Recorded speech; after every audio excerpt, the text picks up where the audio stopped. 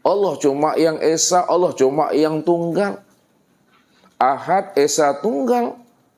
Hanya dia satu-satunya, tidak ada diri yang lain selain daripada dirinya.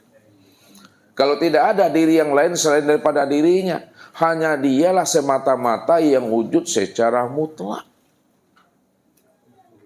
Kalau dia semata-mata yang wujud secara mutlak, Bapak Ibu, ini yang kita nafikan di dalam diri kita. Dan ini pula yang kita isbatkan dalam diri kita dengan melapaskan kulimah la ilaha illallah. Ini Allah katakan. Syahidallah la ilaha illahu. Allah menyaksikan, Allah menyatakan. Tidak ada yang wujud, tidak ada yang nyata pada sekalian alam dan pada dirimu. Melainkan yang wujud dan yang nyata pada alam, pada dirimu. Melainkan hanya dia. Fa'lam annahu la ilaha illallah. Maka ketahuilah Rabbmu itu. Bagaimana cara kita mengenal, mengetahui Rabb kita? Untuk mengenal, mengetahui Rabb kita itu. Dengan kulimah la ilaha illallah. Kulimah la ilaha illallah itu ada kulimah nafinya dan ada pula kulimah isbatnya. La ilaha itu kulimah nafi namanya. Nafi itu mentiadakan. Illallah itu kulimah isbat, menetapkan. Makanya kulimah la ilaha illallah disebut kulimah nafi dan isbat. Menafikan dan mengisbatkan. Jikalaulah kalimah la ilaha illallah itu adalah kalimah nafi dan isbat, yang menjadi persoalannya Bapak Ibu, bagi diri kita ini, mana yang kita nafikan pada diri kita dan mana pula yang kita isbatkan pada diri kita ini. Yang kita nafikan pada diri kita dalam kulimah la ilaha, tidak ada yang wujud dan tidak ada yang nyata pada tubuhku, pada nyawaku, melainkan yang nyata dan yang wujud hanya Allah yang wujud dan yang nyata pada tubuh dan ruh ini.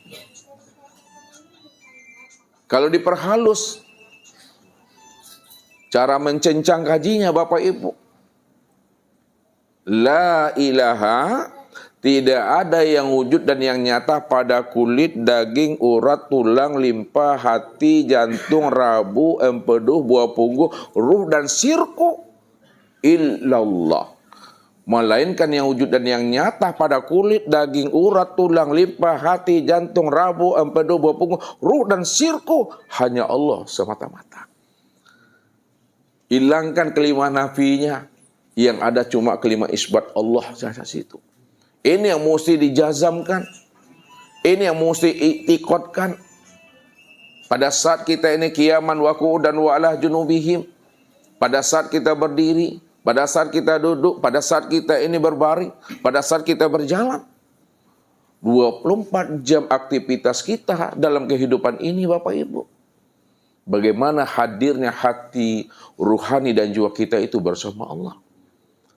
Kalau sudah hadir hati dan ruhani kita bersama Allah, itu artinya bahwa diri kita itu sudah berada dalam dekapan rahman dan rahimnya Allah. Kita sudah berada dalam kandungan kasih sayangnya Allah. Inilah yang Allah katakan, wa huwa ma'akum aina ma kuntum. Ingat kata Allah, aku ni Rabbmu, aku ni Tuhanmu, aku yang wujud semata-mata. Kalau aku ini adalah Rabbmu, aku inilah Tuhanmu, maka aku senantiasa hadir menyertai dirimu. Di mana kamu berada, di situ ada aku, kata Allah. Pada saat kita berdiri, duduk, dan berjalan, disitulah nyatanya aku berserta dirimu, kata Allah. Jauh yang tiada berantara, dekat yang tiada bersentuhan. Kenapa dikatakan dia jauh tiada berantara, dekat tiada bersentuhan? Karena hanya dirinya cuma satu-satunya Bapak Ibu. Hanya dirinya cuma yang esa, hanya dirinya cuma yang tunggal, hanya dirinya cuma yang ahad. Kalau dirinya Esa Tunggal satu-satunya dan Ahad, itu maknanya ketunggalan dan keesaan dirinya itu bikulli syai'in muhit. Betul-betul wujud dan nyata, meliputi akan segala sesuatu. Yang dikatakan sesuatu itu adalah alam semesta. Dan diri kita juga dikatakan sesuatu. Kesempurnaan memandang alam semesta, alam makro, memandangnya kepada diri, itu alam mikro. Kalau Allah sudah meliputi akan diri kita ini Bapak Ibu, maka disitulah kita merasakan kehadiran Allah itu jauh yang tiada berantara, dekat yang tidak bersentuhan. Barulah mantap pemahaman kita mengatakan innallaha ma'ana itu. Allah beserta kita. Lalu bagaimana cara kita menghadirkan hati selalu bersama Allah sehingga kita benar-benar hidup kita itu bersama Allah? Ini yang akan kita kupas, yang akan kita kubah supaya kita benar-benar tahu bagaimana caranya bersama Allah itu. Jadi jangan hanya pandai berbahasa, berretorika, enak didengar, enak diucap, tapi kita sendiri tak paham dengan apa yang kita sebut itu. Ini nggak payah Bapak Ibu. Beko Bapak Ibu berenang di kuliah iya sih beko. Lihat tuh berenang di kuliah iya Bu Siti. Pasti nggak tahu tuh. Berenang di kuliah iya pasti Ustadz Bapak Ibu. Nah, nih Bu Siti. Nah, ya. Ini Bapak semuanya. Ini pulau. Dari pulau ke pulau ini, ya, dia bisa menyeberang itu, berenang dia. Sampai dari pulau A ke pulau B bisa dia berenang. Dari sini balik lagi ke sini. Tapi dia tidak mampu menemui, ya, mutiara di dalam laut itu. Tak mampu dia. Aiko berenang di kuliah iya namanya. Apa maknanya? Oh, dia tahu membaca kitab A, kitab B, kitab C. Tahu dia syariat, tarikat, hakikat dan makrifat. Ya, tapi dia tak mampu mengambil mutiara di dalamnya. Tak berani dia mengungkapkan itu. Hanya pandai ngomong, hanya pandai bicara, tapi dia ragu dengan apa yang disampaikannya. Kalau kita ragu apa yang kita pelajari, kita ragu apa yang kita sampaikan, tentu lebih ragu lagi pula nanti orang yang mendengarnya, apalagi jemaah kita. Ini yang usah maksud. Kalaulah seorang guru di mana dirinya belum mampu memandang dan melihat Tuhan, belum mampu berlikok, bermuajahah dengan Tuhan, dipastikan jamaah dan muridnya juga tidak akan pernah mampu berlikok, bermuajahah dengan Tuhan. Kenapa? Kalau gurunya saja belum berjumpa Tuhan, bagaimana mungkin jamaahnya akan berjumpa Tuhan? Tapi insya Allah kalau gurunya sudah berjumpa Tuhan, sudah berlikok dengan Tuhan, sudah bermusahadah dengan Tuhan, dipastikan jamaahnya juga mampu berlikok, bermusahadah dengan Tuhannya. Ya. Karena itu wajib. Berjumpa Allah itu jangan ditunggu mati dulu secara syariat. Panjang-panjang lalek wabeko di kubur tuh. Ya. Nah, kalau ingin berjumpa Allah itu, jumpa Allah itu di waktu hidup ini, ketika kita berada di alam dunia. Ya. Ini yang dikatakan oleh Rasul. Untuk berjumpa Allah itu syaratnya mati Bapak Ibu. Aku kaji kok syaratnya mati. Kalau nak ngamu menjadi orang, berhenti jadi orang, nggak bisa berjumpa Bapak Ibu. Apa kata Rasul? Innakum lan tara rabbakum hatta tamutu. Kamu tidak akan pernah bisa berjumpa Tuhanmu. Tak bisa kita ini berlikok, bermusahadah dengan Tuhan Bapak Ibu hatta tamutu, sehingga kamu benar-benar mati. Jadi orang yang mati yang bisa berjumpa Tuhan Bapak Ibu. Kalau hidup yo Bapak Ibu alun bisa berjumpa Tuhan lah. Makanya Ustaz tanya Bapak Ibu, le namu Bapak Ibu berhenti jadi orang. Lai.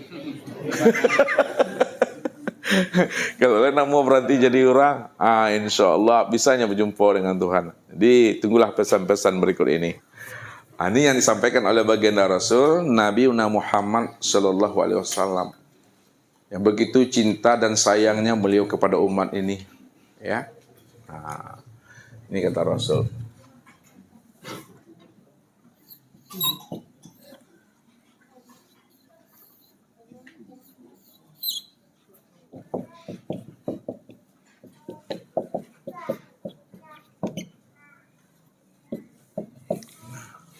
kun ma'allah. Jadilah kamu selalu bersama Allah. Fa in lam takun ma'allah, maka jika kamu belum bisa bersama Allah, fakun ma'aman kana ma'allah, maka hendaklah kamu selalu beserta orang-orang yang bersama Allah. Fa innahu yusiluka ilallah, maka sesungguhnya dia mampu menghantarkan rohanimu untuk bisa usul kepada Allah. Nah, kita lihat Bapak Ibu. Kun ma'allah. Jadilah kita ini selalu hidup kita itu bersama Allah. Memandang tuh bersama Allah. Mendengar tuh bersama Allah. Berkata bersama Allah. Mengetahui, berkuasa, berkehendak, hidup itu mesti bersama Allah. Jangan bersama nafsu, jangan bersama diri. Apapun aktivitas kita Bapak Ibu, berjalan kita bersama Allah. Jangan bersama nafsu kita. Nah, ini yang diajarkan oleh baginda Rasul. Supaya hadir ruhani kita itu selalu kepada Allah. Disitulah rahasianya kenapa Nabi mengatakan setiap perbuatan, setiap aktivitas yang kita lakukan awali dengan membaca kulimah tasmiyah. Kulimah tasmiyah itu apa tuh Bu? Bu Siti, kalimat tasmiyah itu. Bu Aini. Ibu-ibu. Ibu apa namanya nih? Ini halo, lupa Ustaz. Nah. Nih. Ibu kita nih. Ayah boleh? Oh, sebelahnya. Anis. Enggak. Mau. Mesti lupa.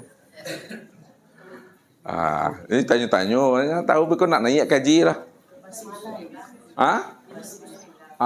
Tuh kalimat tasmiyah itu kalimat basmalah. Mari sama-sama kita awali pertemuan kita dengan baca kalimat tasmiyah. Itu kalimat basmalah. Sekarang kalimat basmalah dan tasmiyah itu apa lapasnya Bu Siti? Tuh Bismillahirrahmanirrahim. Kalau kalimat hauqalah, bukan kokola dah. Hauqalah apa?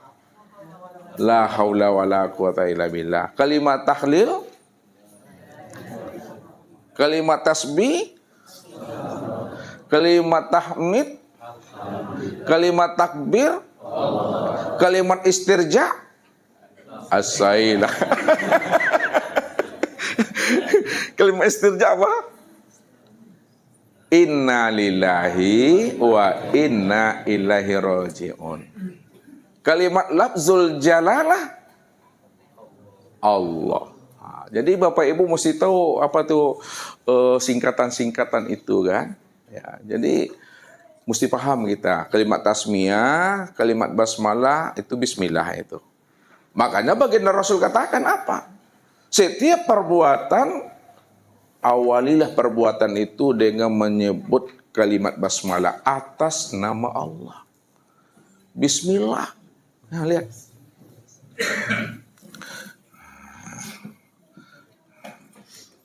Bismillahirrahmanirrahim. Bismillah. Kalau terjemahnya apa tuh Bismillah? Dengan nama Allah. Lihat. Nih. Kalau secara syariatnya, ini syariat dengan nama, dengan nama Allah. Kalau bahasa syariatnya dengan terjemahnya dengan nama Allah, ya itu syariat namanya. Dengan namanya, tidak dengan dirinya, dengan namanya. Yang kedua, ya di hakikatnya, ya itu bukan dengan nama, tapi dengan Allah. dengan Allah. Ya. Bukan dengan nama Allah, tapi dengan Allah. Nah, dengan ma'rifatnya, nah, ini ma'rifat ini ya. Nah, bukan dengan Allah, tapi Allah. Nah. Jadi dalam bahasa kaji namanya kok yo Bapak Ibu orang Minang ya mah, pendok orang Minang dah ngasih lah dulu. Nah, kalau mengaji itu pertama memahaminya ya. Ba Tuhan, jo Tuhan, dengan Tuhan baru Tuhannya. Ba Tuhan, jo Tuhan, dengan Tuhan baru Tuhan. Mestinya Bapak Ibu memahami ya bahwa sesungguhnya la ilaha illallah itu tidak ada yang wujud yang nyata pada tubuh dan nyawaku, melainkan yang nyata dan yang wujud hanya Allah semata-mata pada tubuh dan nyawa ini. Tidak ada wak di situ Bapak Ibu. Itu yang mesti bersama Allah. Ini diantarkan oleh Rasul supaya rohani kita tuh aktif bersama Allahnya. Kita ambil lagi ke dalam, mendudukkannya ke asma, ba. Ba ini itu maknanya basir. Sin, nah, sin itu maknanya sama. Mim itu maknanya mutakallim. Siapa si Samia, siapa si Basir, siapa si mutakallim? Allah. Allah yang mana? Yang Ar-Rahman, Ar-Rahim. Ar-Rahman itu nyata pada tubuh nih. Ar-Rahim itu nyata pada ruh itu. Sempurna dia zahir dan batin. Makanya secara bahasa syariat disembunyikan dia dengan nama Allah. Padahal nama dengan dirinya, nama dengan orangnya, nama dengan wujudnya tidak pernah berpisah cerai. Al-ismu wal musamma wahid. Nama dengan diri yang punya nama itu benar-benar esa Bapak Ibu. Jelas dan nyata. Buktinya jelas dan nyata. Disebut namanya Mik Bapak Ibu, ini orangnya. Nah, ini akan jelas tuh Bapak Ibu. Disebut namanya Spidol, apakah ini orangnya atau ini? Jadi yang mana orangnya? Ini ya. Ini orangnya kalau disebut Spidol, ini orangnya. Bukan ini, bukan ini. Itulah tanda sehat juga Bapak Ibu itu namanya. Tanda sehat akalnya masihan. Tak mungkin ini dibilang Spidol, tak mungkin ini dibilang Spidol. Yang Spidol itu yang di tangan kanan Ustaz. Itu tanda sehat masihan tuh. Berarti apa? Disebut Spidol jelas wujudnya. Disebut Spidol nampak orangnya. Ketika Bapak Ibu mengatakan Bismillahirrahmanirrahim. Mau orangnya yang Bismillah tuh. Jangan Bapak Ibu hanya sebatas mendengar kalimatnya, mendengarkan bunyinya, mendengarkan lafaznya, tapi ambillah rahasia hikmah yang terdalam di balik kata-kata itu sebenarnya. Jadi kata-kata ini hanyalah untuk menghantarkan makna yang sebenarnya. Maka ambil rahasia, ambil di ujung kata itu apa yang menjadi maksud yang sebenarnya. Itu yang di Bismillah itu. Yang inilah yang dicari oleh Sunan Kalijaga itu. Mencari titik sebenarnya Bapak Ibu. Ini mencari titik, ini kaji Bismillah tuh. Ya, kalau Ustadz sampaikan sama Bapak Ibu, Al-Quran itu berapa juz tuh? 30 juz. 30 juz itu ya kandungannya tersirat, terhimpun di dalam surah Al-Fatihahnya. Makanya Al-Fatihah itu dikatakan surah apa namanya? Ummul Quran atau Sab'ul Masani, 7 ayat yang berulang-ulang. Itu Al-Quran. Al-Fatihah itu disimpulkan kembali, maka isi